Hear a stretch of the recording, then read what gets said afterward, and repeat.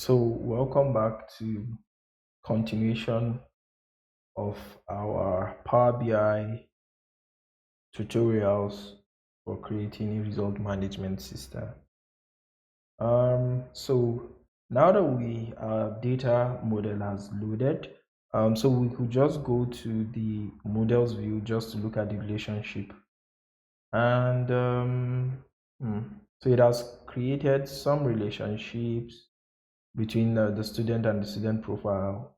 Is a one-to-one relationship because it has the same number of rows here, and each item here is unique. So, and the relationship is the admission number and the student name.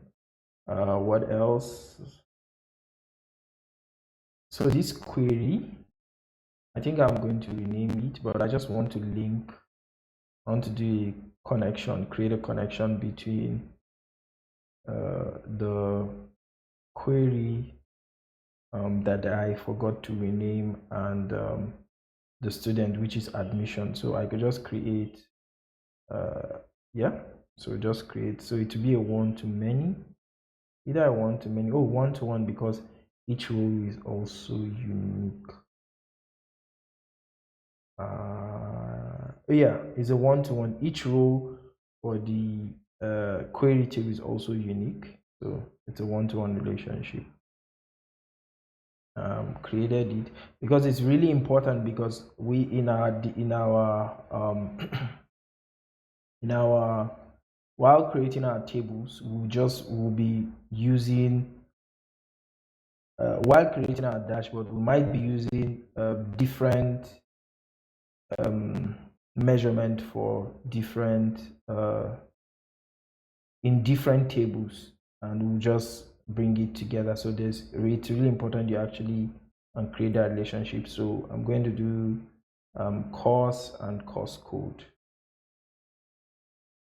So it's a one-to-many relationship. Do the same thing for this, for every other thing. I'll pause the video. When I'm done creating that relationship, come back. So come to think of it, I actually do not need to create any relationship between the courses with the course code and individual course. And that's because I already did a combined, yeah, I already did a combined assessment table. And so I just need to connect the courses to the combined assessment and connect the admission to the student. Yes, so it's a one-to-many, so a foreign key. Yeah, so it's done. So what I'm just going to do is I really don't want to view the rest of this stuff, so I can just hide them. So I could just hide them.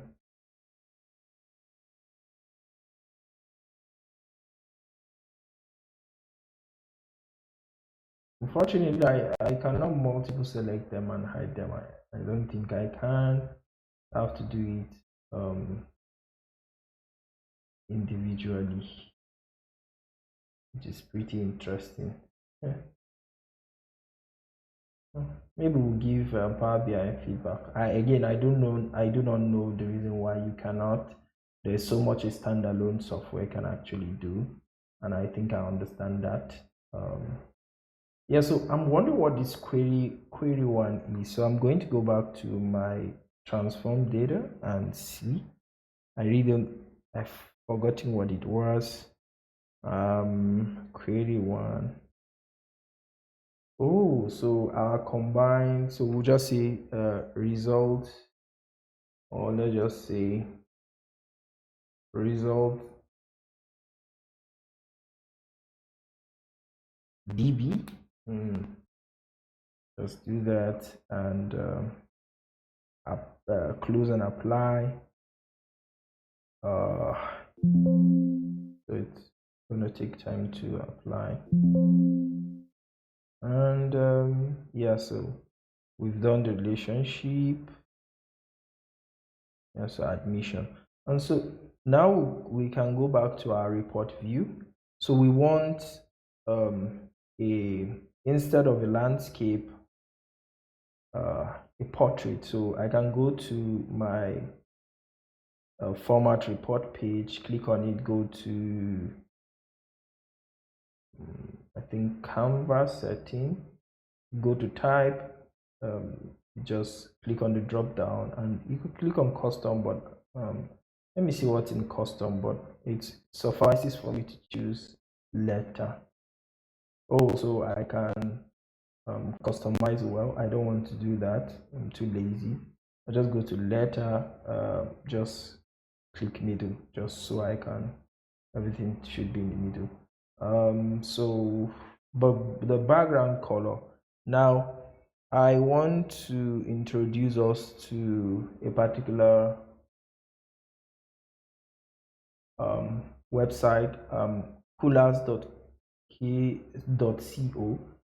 So let me just revisit it again. It's going to take time to load.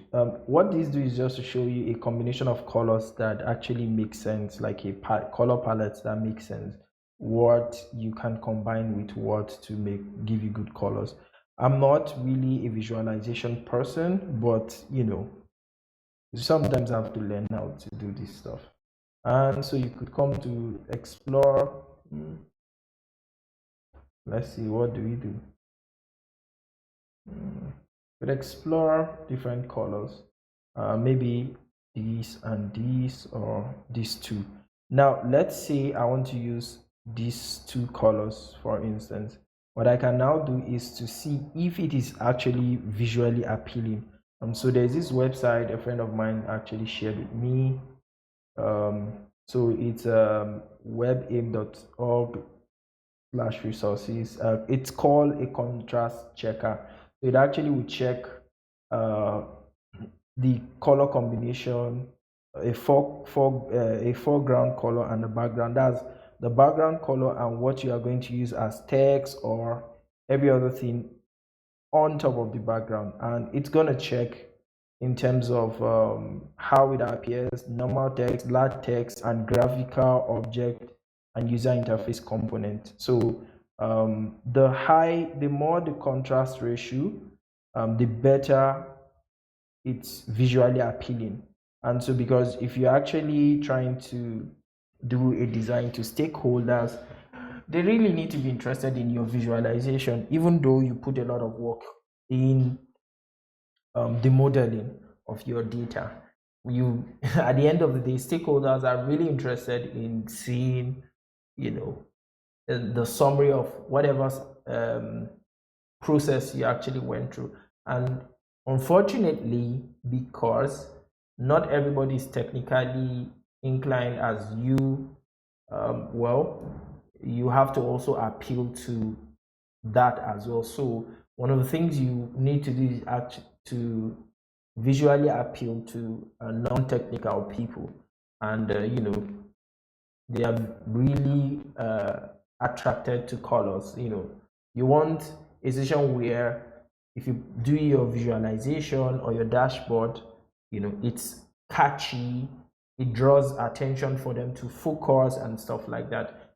Like I said, I'm not good with colors. I really would rather not do visualization, but it's really important. So I could choose any of these two colors. I've already done that. You just select copy the color. So this is hexadecimal.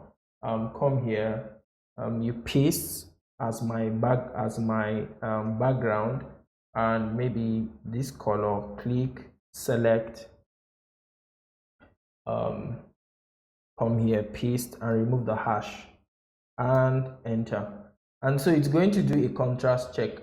And so maybe you could, like I said, the more your contrast ratio increases, the better. So I could just just play with it and see. So it has increased to 10.5, the merrier. And so the more the merrier, literally. So the more the merrier. So white is is more preferred. So so you could come and check the pass, if it's visually appealing, how it does on large text and stuff. And so let's say I choose, let me go to color picker and choose maybe red, for instance. We want to see how it does with red. I think this is red. It's rather unfortunate. I'm not too good with colors. Yeah, let me do this. Maybe a darker color and see how it performs. Click on OK. You could see it performed poorly. Everything failed. And so the more the more it goes lighter, the better, and the more it goes darker, yeah. So just to give you an idea, so I'm going to share the link to this particular website so that you guys could, and there are a lot of websites like this, but like I said, a friend of mine just introduced me to this, and well, it makes half your job pretty easy. So I'm going to use these two color combination, paste, enter, and just maybe increase the brightness, and yeah, so it looks okay.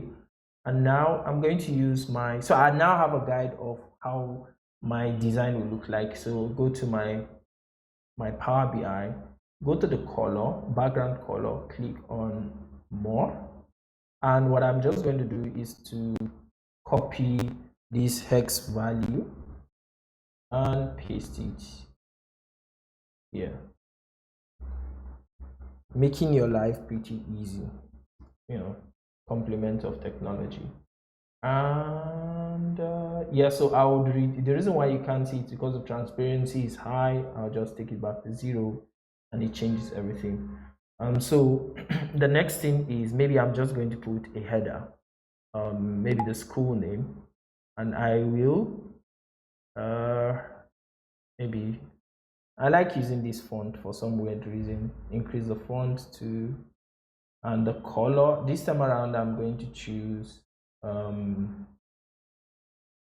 this other color.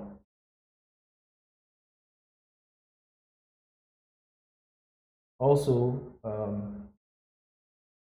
you could build from scratch if you so want. Maybe you are very good with visuals, but unfortunately I'm not. So I could just say name of the school. I could just say Harvard,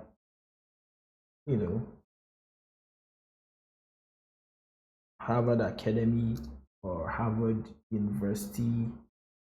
Again, you don't have to, I don't know if this is allowed, but I'm going to do that.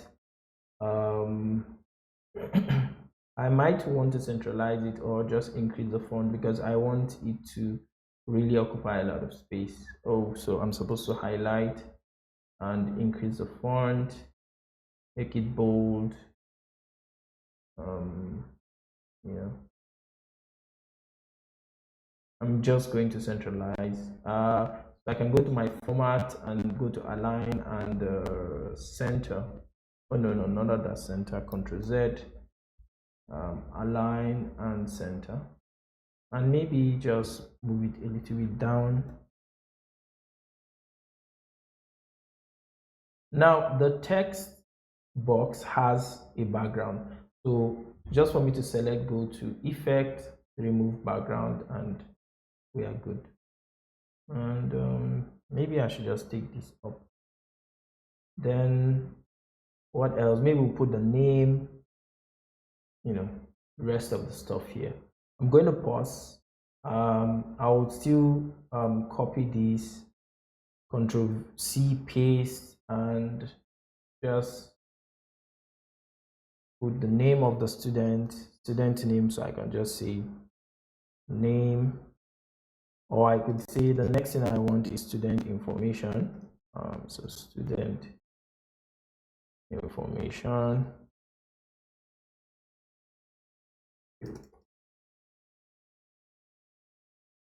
and highlight. I don't want to make it as big as the Harvard. This up to 20, make it bold. Use this particular font style. I just love it for some weird reason. You don't have to use it. You could try out anything you want, reduce it. I'm going to go to format line and put it in the center. So Control A, I'm going to choose, oh, the color is not there. So I would go back to my the website, the contrast checker, and paste the hex value here. Control V and OK. I don't know if it's Control Z. Control A and apply. I don't know, for some weird reason. Control A and yep. Yeah, so I think it is applied. I just need to just click and just move up a little. And I'm just going to populate it with name, admission number, age, then row number, that's the row in the class, maybe the dex number, position in class, grade point average, and total score. I will just do that now, and I'll pause the video, do that, and come up to finish the rest of the design. Maybe it would stop here, and in the next class I would I should have populated what I wanted here with the text box. Thank you very much. I hope you learned a lot from the previous tutorial, and I hope you guys learned a lot here. If you do enjoy the video and you find it useful, do please like and subscribe. See you guys in the next video.